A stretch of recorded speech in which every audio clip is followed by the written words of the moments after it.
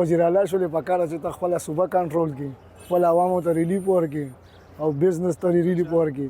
او ستا د کراچۍ او د لاهور او د ریونډونو د اجتماعګانو سره سویم وزیر اعلی خپل صوبه سرحد ښایسته که، عوامو ته ریلیف ورکړه، عوامو ته یو روزګار فراهم کړه. دې خبرو کې ستا سره ته کله کراچۍ مینار ته ځې او کله د لاهور مینار ته ځې، خپل صوبې ته ترقي سوچ وکړه. دا غلطه کوي چې دا د فوج مخالفت کوي یا د دهشتګردۍ طرفداري کوي یا د هغې سپورټ کوي، دا غلطه کوي. پکاره چې دا د خپل قوم او خپل ملک دپاره خبره وکړي، د فوج دپاره خبره وکړي، د آرمي دپاره خبره وکړي، ادارو دپاره خبره وکړي، هغه سره شانه په شانه دې ودرېږي. دهشتګردي څه ته وایي؟ دا خو ټوله تباهي ده. د وزیر اعلی د بیان خو به زه ووایم دومره چې وزیر اعلی دی چې څنګه راولي نو دا تلي راتلي نه چې دا د کومې کټګرۍ دی، خو بس یو شی دی ورارته یې چې دا وزیر اعلی دی. اصل کې بنیادي وزیر اعلی ته ضرورت د پنجاب یا د سیند د دورو کم و. دته چې په صوبه کې کم مسایل دي پکار ده چې دې څه حل وباسي.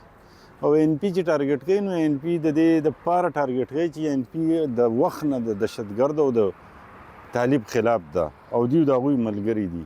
لکه دی ولا سپورټ ورکوي، دی ولا ځای ورکوي، دی ولا دفتر جوړوي.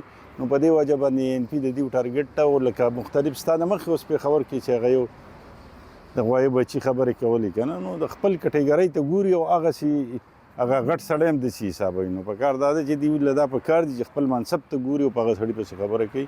د ځانه زیاته خبره نه ده پکار چې وي. نه، مذاکراتو هېڅ کله نه په هېڅ صورت کې مذاکرات نه دي پکار. دا د مذاکراتو خلک نه دی. او اوس دیو له چې کله ولا زور راغی نو دوی مذاکراتو کې کېناسته. کله چې زور نه و نو دوی ښه په سور کې و چې یاره طالبان دي او دا دفتر دی او دا هغه ورکو دا ورکو. مذاکرات په هېڅ قسم حالاتو کې زه د پارټۍ د طرفه هم دا وایم چې مذاکرات د دوی نه څه نه دي پکار.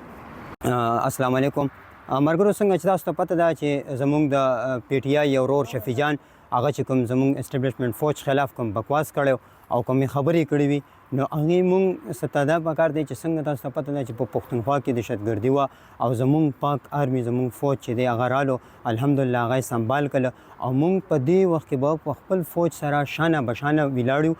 او زموږ دا فوج نه دا مطالبه ده چې زموږ دا کم پښتونخوا کې دهشتګردي ده، کوم دهشتګردي کېږي او زموږ ګلونه ماشومان یې کې شهید کېږي، نو مونږ هغې دپاره خپل فوج سره او ټولو خپل دغه سره اسټبلیشمنټ سره ولاړو او انشاءالله شانه بشانه به ولاړو. او بل دا ده چې کوم غټ غول خوړلي دي، نو انشاءالله که الله ته منظوره دا وخت رانږدو ده چې مونږ به خپل آرمي چیف سره او انشاءالله کوم ډي جي ایس پي آر صاحب چې کوم دی انشاءالله هغه سره مونږ مکمل حمایت دی او مونږ به انشاءالله د خپل فوج په حق کې هر ځای کې فیصله ورکړو.